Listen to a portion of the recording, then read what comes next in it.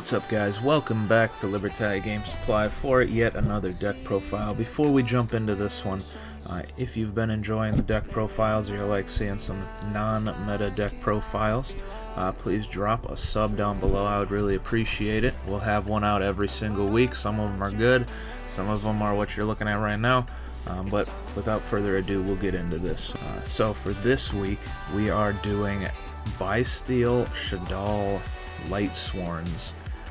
I don't know if this is a good way to do this, but it definitely works, kind of. Once you can get the deck going, it works pretty well, actually. It makes some pretty insane boards. But I can't tell if that's because of the combination of cards makes it that way, or because the Bystials are just so damn overpowered that they could make anything with light and dark monsters in it good. My other thought would be to maybe throw them into Boojins, like a tiny little package, just to see how that goes, but I don't know if I can taint my boys in that way. But anyway, triple Lubellion to start, so this is your boss. Well, Elbalos, I guess, is the boss monster for Bystial. I had it in there for a while. It's kind of like a second version of Judgment Dragon, and I cut it for the same reason you cut Judgment Dragon. If you can't summon it, it's super dead in your hand. There's no real reason to play it at that point, and the deck is pretty powerful even without it.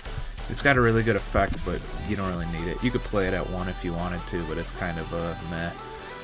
So triple Lubellion here for your Bystial boss monster. He can discard himself from the hand to search one of your other ones, so these 9. And then when he's in the graveyard, he can special summon himself by tributing one of your level 6 or higher dragons, which is all of the ones he searches, plus Levenir, plus Chaos Emperor, and was there another one? No, there was not. So any of these things in the top row can be tributed to summon this thing. Then during your main phase, you can place one branded continuous spell or trap from your deck face up on your field. And so we play 2 of those. We play the Regained, and we play the Branded Beast. And I'll explain those when we get down there. So he does a ton. 3 is just super good. He searches a humongous part of your monster lineup here, and he does something out of the graveyard, so having another one in your hand just means you get a search plus a special summon, most likely.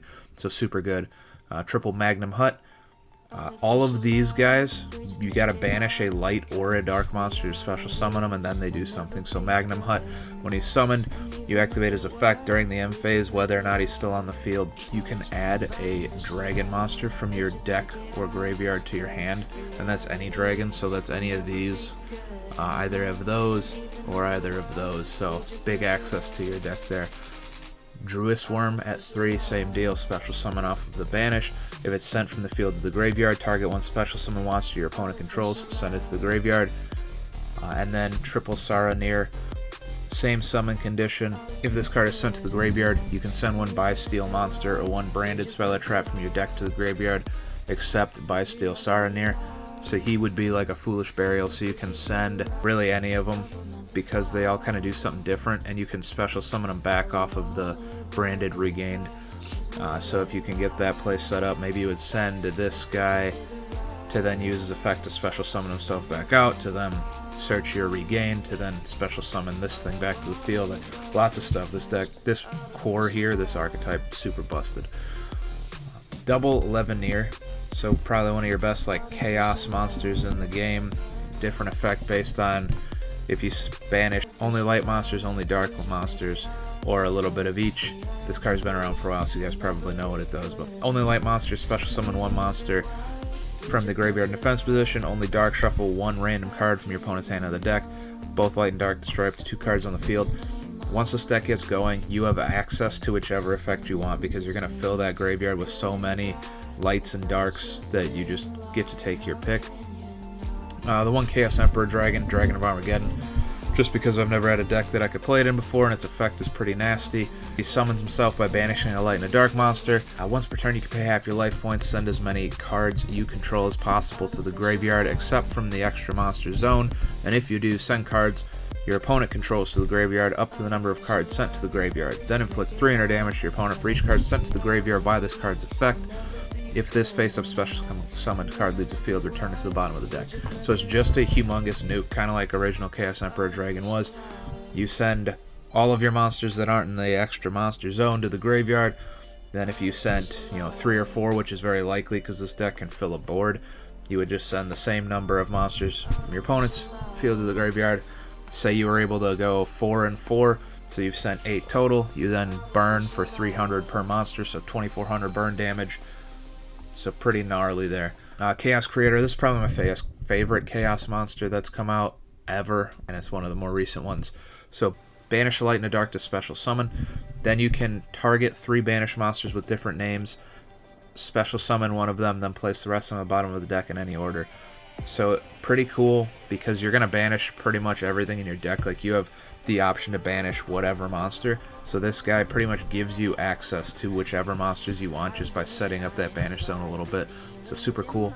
Wyver Buster and Collapse Serpent, they just banish one of their opposite type to summon, and then they search each other. These are just used for bodies for Xyz or Link summons, but they're very efficient at that, so it's good. And that will wrap up the Chaos engine there for the most part. Then we got Shaddolls, so pretty standard Shaddoll engine. Beast for the draw, Dragon to pop the back row, Squamata as the Foolish, Falco because he's the extra body, and then Hedgehog to search to your hand.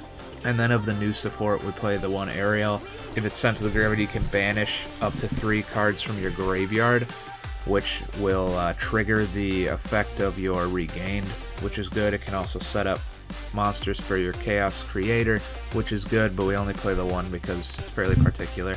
We also wanted Shaddolls in here that could be non-dark, so that you had access to App Cologne without having to burn a construct for it, just because it's another monster, another type of effect, another threat.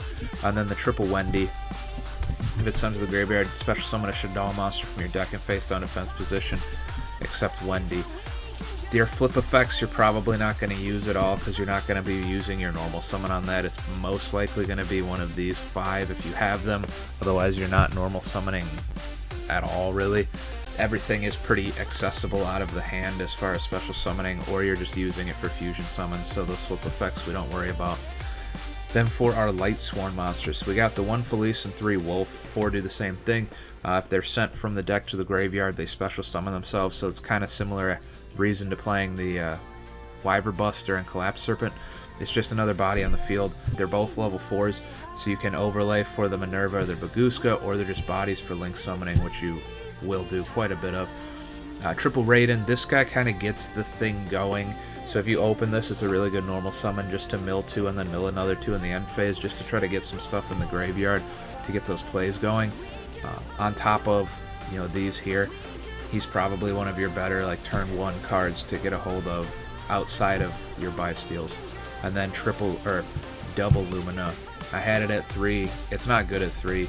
It's got a once per turn effect. 2 is more than plenty. You're usually going to use it as a normal summon, discard something as banish fodder, and then special summon something to use as Link fodder, because this is a level 3 and all of our extra body monsters are pretty much level 4. So you're going to either make Cross Sheep or Nightmare Phoenix with it, and then either use those effects or just Link climb up into the Nightmare Phoenix and then on from there. And the Starliege Seifert and the Omni Dragon Brotar, they're just dragon support for the Bystials. They have effects that can be fairly useful if you can trigger them at the right times, obviously. And then they're light and dark, so they're also good banish fodder. And then the one Trick Clown, just because it's kind of a common Lightsworn tech from back in the day before Lightsworns fell apart and became not very good, which was a while ago. When it's sent to the graveyard, you can target a Perform Mage in your graveyard, such as itself, only itself. Special summon it. Its attack and defense becomes 0, then you take 1000 damage. So it's just another body like Wolf, like Felice, like Collapse Serpent, like Wyver Buster. Just puts itself back on board. It's level 4. It's Link material or Xyz material. Then going into the spells here, triple Shaddoll Fusion, double L Shaddoll Fusion. It's for the Shaddoll engine, just to make your constructs, your windows, and your app colognes. Triple Solar Recharge. So this one I was wary of playing at 3. So discard 1 Lightsworn, draw 2 cards, then send the top 2 cards of your deck to the graveyard. Super powerful effect in this deck. We don't play, so we got 3, 6, 7, 8, 9 Lightsworn monsters in a 60 card deck. So the odds of you having this and having one of these is a little bit slim opening turn. It just felt too good of a card not to play. and the deck can kind of burn through itself pretty quickly. So once you get through a turn, even if you have one of these sitting dead in your hand, you can probably thin down to having a Lightsworn in your hand at some point to be able to start using these recharges. If something else were better fit in here, I would be happy to hear it. I was playing Prosperity for a little bit, but that kind of sucks in this deck because you do so much drawing outside of your draw, which is shut down by Prosperity. So it makes like part of the engine of the deck in this guy here and in this work way less well. Then we got the triple charge of the Light Brigade. Send the top 3 cards of your deck to the graveyard, add a level 4 or lower Lightsworn monster from your deck to your hand. So this would be the better opener than Raiden. It would just search the Raiden. So you're going to mill 3, search the Raiden, normal summon the Raiden, mill 2 more. Now you've put 5 in graveyard. Whatever else in your hand that needs the graveyard monsters to start summoning themselves are now pretty much open for business. So super good card, would not play less than 3. Same with Chaos Space. Send 1 light or dark monster from your hand to the graveyard. Add 1 light or dark monster that cannot be normal summoned set from your deck to your hand with a level from 4 to 8 and with a different attribute from that monster. You can banish this card from your graveyard, then target one of your banished light or dark monsters that cannot be normal summoned or set. Place that monster on the bottom of the deck, then draw 1 card. Only once per turn for everything there. So this thing is super powerful in this deck. Obviously everything is light or dark apart from the couple of Shaddoll cards in there, so it pretty much turns any light monster into any of your Chaos Dark monsters and vice versa. All of these are between 4 and 8, unless I miscounted somewhere. Nope, all these are between 4 and 8, so you can search any of these off of any monster with the opposite attribute in your hand, and then it's that draw 1 by shuffling 1 back from the banish zone. So very, very good card for any Chaos deck. Card destruction, just a little bit of cheese in there, you know. Got to play some goofy cards when you're playing a deck that doesn't make sense. Obviously, you know what it is. It's draw power, and it fills the graveyard. Discard your hand, draw the same number of cards. Opponent does the same. Obviously, it sucks that your opponent gets to discard and draws too, because you're probably setting up some graveyard for them, but we're banking on your graveyard being way more useful to you than it is for them. One foolish. This can be used for literally anything in the deck to trigger the effects of any of your Shaddolls, to trigger your things that get to special summon themselves when they come off the graveyard, anything like that. It's just a super good card. If it was at 3, we play 3. The 1 Branded Regain, so this thing is nuts. If a light or dark monster is banished, you can target one of those monsters, place that monster on the bottom of the deck, and then draw 1 card. So every turn, you can get that free draw. It kind of reminds me of like the Spellbook Tower, where every turn it recycles one of the Spellbook cards to draw 1. It does that every time you banish a monster for the summon or for anything, because you got a couple effects in here that banish just to try to trigger other effects. Once per turn, if your opponent normal or special summons a monster, you can target 1 Bystial monster in your graveyard, special summon it. That's also nuts, because your opponent is going to summon every turn, so you can get the draw on your turn, and then you're gonna likely be tributing a lot of these guys off to put him back on board for the level 8s, because we play the rank 8s and he's just a little bit bigger body and whatever for the effects, you know, and then you can just summon them back off of this whenever your opponent summons a monster, so just another big body on board. They also can get their effects again, so if you summon this back, you get the search for the dragon in the end phase. These guys, you summon them back, and then if they die, they get their effects when they get sent to the graveyard. So insane card. Maybe I would bump it to 2, just because if you mill it, your only way to get it back is the Branded Beast, and this is a super good card. I don't know that I would play 3, because they're kind of dead as copies on the board. So maybe I would bump it to 2, but haven't decided yet. The 1 Branded Beast, so once per turn during the main phase, if you control a Bystial monster, you contribute 1 Dragon monster, then target 1 card your opponent controls, destroy it. During the end phase, you can target 1 Branded continuous spell or trap in your graveyard, place it face up on your field. So it's a little bit of spot removal, and during the end phase, if this thing did get removed or milled, you can just put it on your field off of this. So they kind of like, well, this doesn't do anything for that. This thing helps be like a pseudo second copy of this, plus having that spot removal effect. So, you know, undecided. They're very, very good cards. I could see myself bumping at least this up to 2. Shaddoll Schism. During the main phase, you can fusion summon one Shaddoll fusion monster from your extra deck by banishing fusion materials listed on it from your field to the graveyard, but it cannot attack directly. Then you can send to the graveyard one monster your opponent controls with the same attribute as that fusion summon monster once per turn. So this thing's super good in this deck because of how much milling you do. So after a turn or two, any material you can need to make any of your Shaddoll extra deck monsters is there, and you can just banish them out of the graveyard in order to make that summon. Then you can get your draw effect off of Regained. You can set up the graveyard for Creator. Just very good card. And then one Shaddoll Incarnation. Target one Shaddoll monster in your graveyard, special summon it in face up or face down defense position. You can banish this card and one Shaddoll card from your graveyard. Then activate one of these effects. Change one face down monster you control to face up defense position. Change one face up monster you control to face down defense position. Only once per turn, so this is, if it gets milled, it still does something for you. If you're able to get something on board, like if you were to mill this to special summon one face down, maybe I would special summon the beast, banish to the side of the graveyard to flip the beast, get the draw, and discard one. Just kind of, that's what it's there for. It's going to either get you back one of your fusion monsters just to have it back on board because they got pretty good effects, or just force effects of the ones that you can put on board in any other way, just because they also have pretty good effects. So that'll wrap up our 60 card main deck. First time I've ever built a 60 card deck, so if you got ratio suggestions, let me hear it. Extra deck's pretty straightforward. Double Construct, Double App Cologne, one Window. They're the only ones we're really interested in making in here. You could make, is it a Noyatilis and, what is the wind one? The one with the whale in the background. Doesn't matter. Whatever that one is. You could technically make them. I don't know that we care to. Their effects aren't really good enough for us. We got so many better things. The one Drag Lubion, we play lots of 8s. You got these 3 here. You got these 3 here, and this guy here, and they all special summon themselves. So you can make them, you can benefit from their effects, and you can overlay them for the Lubellion, and then make, whichever one with the other as material between number 38, so you can negate some spells and whatever, or the number 62, so you can make a gigantic attack monster just to beat over anything you could ever want. For our 4s, we just play the Minerva and the Baguska. Minerva is just another good card to kind of get play going at the beginning, just because it's got that mill 3, that potential draw if you mill a Lightsworn, and when it dies it can mill 3 again and pop stuff, so it's just good for setting up graveyard. It's nice.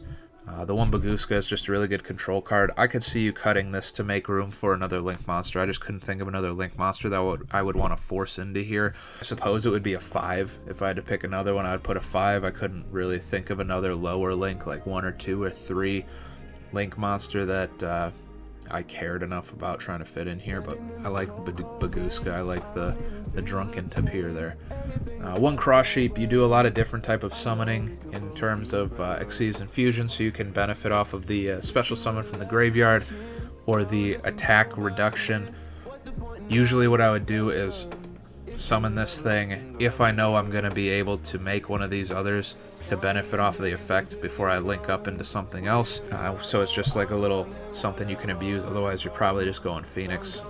Or a different Link too that you can think of. Phoenix to pop a back row, Unicorn to bounce stuff, Appaloosa to negate everything, and then this would likely be a different, maybe like the big, what's the Link 5 Boral End Rocket Dragon, the big dude that's like not affected by anything, 3500 attack. I would probably play that because you can climb up into it pretty easily. But this is a new card, I want to play around with it. It's got kind of a cool effect in being able to, it banishes everything on the field, then puts it all back, and you get to decide the position, the battle position, attack or defense. It's up or face down defense or face up attack. So like if they're trying to wall up with a bunch of defense position, you can bounce everything, put it all back in attack position. You probably have the bigger monsters attack over everything for game. It's just kind of a cool, unique card. It's like the only thing of its sort, as far as I am aware, where it's a 1 monster, so you can link up into this, and then once you've used its negates, you can just link it away into this thing, and yeah, so really cool. So that's it for this week. Hopefully you guys enjoyed this one. I liked the idea of it, and I like the execution of it. It seems like a pretty fun deck. I'll keep messing around with it. If you got any suggestions or things you think would fit well in this deck that I just haven't thought of, leave those down below. I'd love to hear it. I'd love to have a conversation with you about it. Remember, if you like this kind of stuff, drop that sub, drop that like. I would really appreciate it. And until next time, guys, happy deck building. I hope you guys have a great week.